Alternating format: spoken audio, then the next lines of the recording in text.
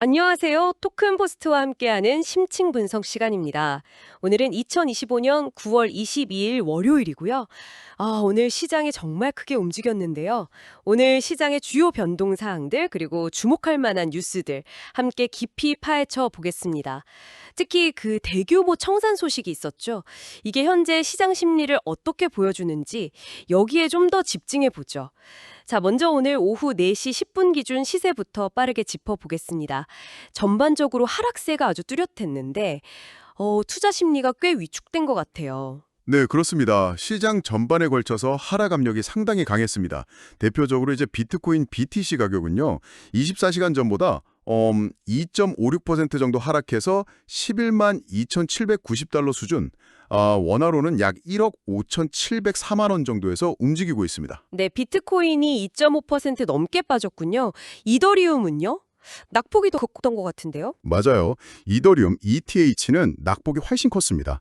이게 6.53%나 하락하면서 4,195달러, 우리 돈으로는 이제 584만 원 선까지 밀렸고요. 6.5%면 정말 많이 내렸네요. 다른 알트코인들도 상황이 비슷했죠. 네, 맞아요. 리플 XRP도 한 5.99%, 거의 6% 가까이 내렸고 솔라나 SOL은 6.71% 하락했습니다. 주요 알트코인들도 대부분 좀 큰 폭으로 조정을 받았다고 보시면 됩니다. 도지코인 같은 경우는 뭐 10% 넘게 빠지기도 했고요. 아유, 주요 코인들이 다 같이 이렇게 빠지니까 시장 전체 분위기가 좀 가라앉을 수밖에 없겠네요. 전체 시가총액이나 거래량은 어느 정도였나요? 네, 전체 암호화폐 시가총액은 좀 줄어서요. 약 3조 8,958억 달러. 우리 돈으로 하면 한 5,400조 원이 조금 넘는 수준입니다. 그리고 지난 24시간 거래량은 1,680억 달러, 약 234조 원 정도로 집계됐습니다. 그렇군요. 근데 여기서 좀 흥미로운 점은요. 비트코인 시장 점유율은 오히려 약간 올랐어요. 57.75%를 기록했거든요. 반면에 이더리움 점유율은 13.00%로 조금 내려앉으면서 상대적으로 비트코인이 하락장에서 방어를 좀 더 잘했다. 이렇게 볼 수도 있겠습니다. 점유율 격차가 다시 좀 벌어지고 있죠. 비트코인 점유율은 올랐군요. 이런 변동성 속에서 스테이블 코인 움직임이 좀 눈에 띄던데요? 맞습니다. 그 디파이 시장 전체 시총은 한 1,205억 달러 수준이었는데 스테이블 코인 시총은 2,732억 달러 정도였어요. 그런데 24시간 거래량을 보면 스테이블 코인 거래량이 무려 67% 이상 급증해서 1,600억 달러를 넘어섰습니다. 67%나요? 와. 네, 이건 뭐 투자자들이 일단 현금화해서 좀 관망하거나 아니면 이제 변동성을 이용한 거래를 위해서 스테이블 코인으로 바꾸는 수요가 크게 늘었다. 이런 신호로 해석할 수 있습니다. 네, 파생상품 시장 거래량도 엄청나게 늘었죠. 제가 보기엔 56% 이상 급증했던데요. 네, 맞습니다. 1조 6,723억 달러에 달했습니다. 보통 시장 변동성이 이렇게 커지면 단기 차익을 노리는 트레이더들이 레버리지를 써서 파생상품 거래에 몰리는 경향이 있거든요. 어제 오늘 시장이 딱 그런 모습이었던 거죠. 그리고 이런 급격한 움직임이 오늘 저희가 주목할 첫 번째 뉴스, 바로 그 대규모 선물 청산 사태로 이어진 겁니다. 맞아요. 오늘 가장 충격적인 소식이었는데 선물 시장에서 그야말로 피바다다 이런 표현까지 나올 정도였습니다. 규모가 어느 정도였습니까? 정말 엄청났습니다. 그 코인글래스 데이터를 보면요. 최근 1시간 만에 10억 3,700만 달러, 우리 돈으로 치면 1조 4천억 원이 넘는 선물 포지션이 강제로 청산됐습니다. 그냥 1시간 만에요. 1시간에 1조 4천억. 와. 1천억 원 규모입니다. 근데 더 주목해야 할 부분은요. 청산된 포지션의 압도적인 다수가 롱, 그러니까 매수 포지션이었다는 점입니다.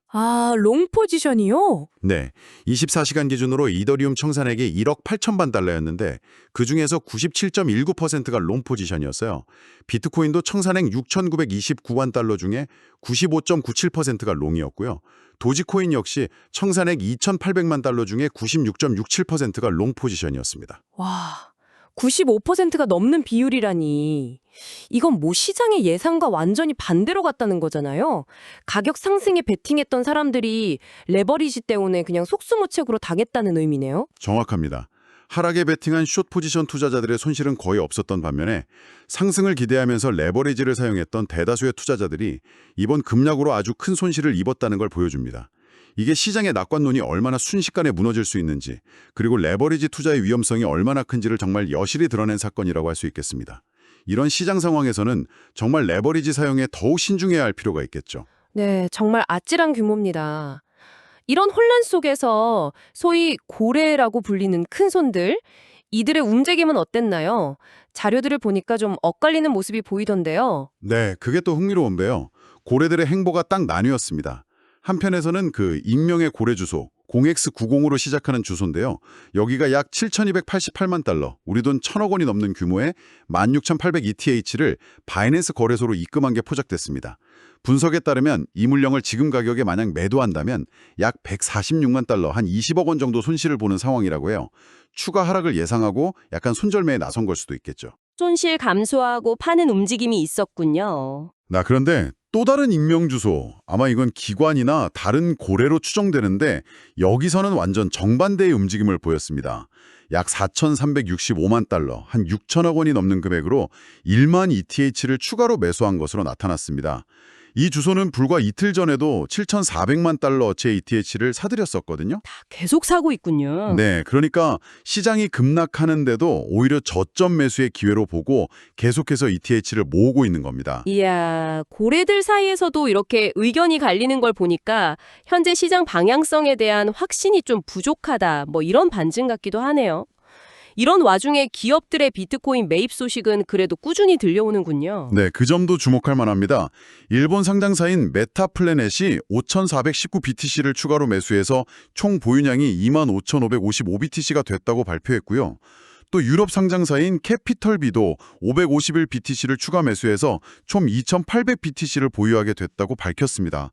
뭐 개별 기업 규모는 좀 다르지만 기업들이 비트코인을 장기적인 가치 저장 수단이나 혹은 준비 자산으로 보고 꾸준히 매입하는 흐름, 이건 계속 이어지고 있다는 걸 보여줍니다. 네. 이더리움 쪽에서는 또 나스닥 상장사인 비트메인 보유량이 워낙 많다 보니까 시장에 미칠 영향에 대한 분석도 나왔죠. 네. 비트메인이 가지고 있는 이더리움이 어마어마합니다. 약 9억 달러, 우리 돈으로 12조 원이 넘는 규모의 215만 1000 ETH를 보유하고 있거든요.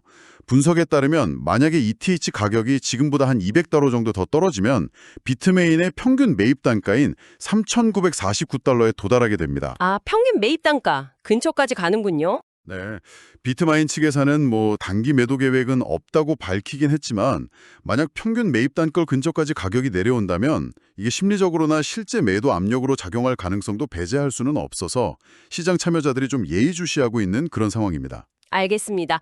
고래와 기관들의 이런 상반된 움직임 속에서 시장 분석가들은 현재 상황을 어떻게 진단하고 있나요?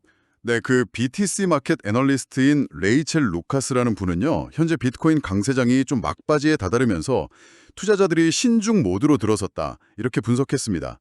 연초에 그 뜨거웠던 분위기는 확실히 좀 가라앉았고, 특히 단기 투자자들의 불안감이 커지고 있다는 건데요. 하지만 아직 패닉셀링 같은 대규모 매도세는 나타나지 않고 있어서 완전한 공포라기보다는 불안한 낙관론 정도의 상태다, 이렇게 평가했습니다. 아직 희망을 버리진 않았지만 불안감은 커진 상태, 이 정도로 볼 수 있겠네요. 불안한 낙관론이라 표현이 재미있네요. 또 비트맥스 공동 설립자 아서 헤이즈, 이 사람의 HYP 토큰 매도 소식도 화제가 됐죠. 페라리 사려고 팔았다, 이렇게 해명했던데요. 네, 그 해명이 오히려 좀 논란을 키운 면도 있습니다. 아서 헤이즈가 X, 예전 트위터죠. 여기에 페라리 계약금을 내기 위해서 HYP 토큰을 전량 매도했다, 이렇게 밝혔어요. 그러면서도 HYP의 126배 상승 가능성은 여전히 유효하다. 2028년은 아직 멀었다. 이렇게 덧붙였죠. 아니, 팔면서 상승 가능성은 유효하다고요? 네, 그렇죠. 불과 한 달 전에 3년 내 126배 상승을 예견했던 인물이 갑자기 전량 매도를 하니까 시장에서는 그의 말과 행동이 다르다, 이런 비판과 함께 HY 토큰 자체에 대한 신뢰도에 의문을 제기하는 목소리가 나왔습니다. 추정하기로는 약 82만 달러, 우리 돈으로 한 11억 원 정도 수익을 실현한 것으로 보이는데 타이밍이 참 절묘했다, 이런 평가도 있고요. 유명 인사의 행동 하나하나가 시장 심리에 미치는 영향이 크다는 걸 다시 한번 보여준 그런 사례입니다. 그렇군요. 시장의 큰 흐름 외에도 생태계 안에서 좀 흥미로운 소식들이 몇 가지 더 있었죠. 짧게 좀 짚어주시죠. 네, 몇 가지 더 살펴보겠습니다. 먼저 그 바이낸스 공동 설립자 자오창펑, CJ죠. 이분이 이끄는 무료 교육 프로젝트 기글 아카데미 관련 소식입니다. 기부 서비스를 시작한 지 12시간 만에 100만 달러, 약 14억 원 상당의 기부금이 모였는데요. 놀랍게도 이 중 90%가 밈코인이었다고 합니다. 90%가 밈코인이요? 와. 네, 커뮤니티의 어떤 자발적인 참여를 보여주는 사례 같은데요.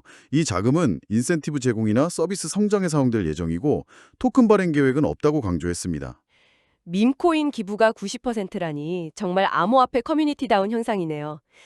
국내에서는 규제 관련 움직임도 있었죠? 네, 한국 경찰이 가상자산을 이용한 온라인 마약 거래를 근절하기 위해서 좀 칼을 빼들었습니다. 마약 수사관 41명을 가상자산 추적 전담 인력으로 투입해서 불법 자금 흐름을 차단하고 환수하겠다는 계획입니다. 특히 10대에서 30대 젊은 층 마약 사범이 늘면서 가상자산이 주요 결제 수단으로 떠오른 데 따른 조치로 보입니다.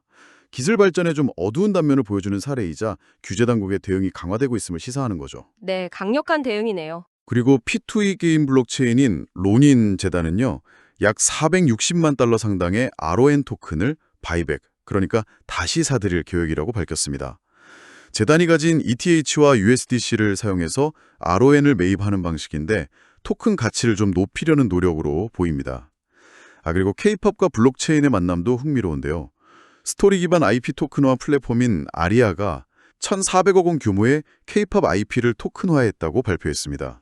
K-팝 IP 토큰화요? 네, 음악 저작권 같은 무형 자산을 토큰으로 만들어서 팬이나 투자자들이 거래할 수 있게 하는 건데요. 최근에 700억 원 규모의 투자 유치에도 성공했다고 합니다. K-팝의 글로벌 팬덤과 블록체인 기술을 연결하려는 시도인데 관심 있게 지켜볼 만한 분야 같습니다. 네, 흥미롭네요. 거래소 소식도 있었죠? 네, 거래소 관련 소식도 있습니다. 국내 업빌크는 오늘 저녁 7시에 제로 그래비티, 제로 G 토큰을 원화, BTC, USDT 마켓에 상장한다고 공지했고요. 해외 OKX 거래소는 오늘 오후 2시에 ASTE USDT 무기한 선물을 상장했습니다. 이런 신규 자산 상장은 유동성 공급 측면에서는 긍정적일 수 있지만 또 변동성을 키우는 요인이 되기도 하니까 참고하셔야겠습니다. 마지막으로 선물 시장의 롱숏 비율을 좀 보면요. 3대 선물 거래소 바이낸스, 바이비트, 게이트.io 기준으로 봤을 때 숏 포지션이 52.58%로 롱 포지션 47.42%보다 약간 우세한 것으로 나타났습니다. 아, 숏이 약간 더 많군요. 네, 앞서 살펴본 그 대규모 롱 포지션 창선 이후에 시장 하락에 베팅하는 심리가 다소 좀 강해졌다 이렇게 볼 수 있겠습니다. 그리고 국내와 해외 비트코인 가격 차이를 보여주는 김치 프리미엄은 현재 한 2.3% 수준을 유지하고 있습니다. 네, 오늘도 시장의 급격한 변동성과 또 그 이면에 있는 다양한 소식들을 깊이 있게 살펴봤습니다.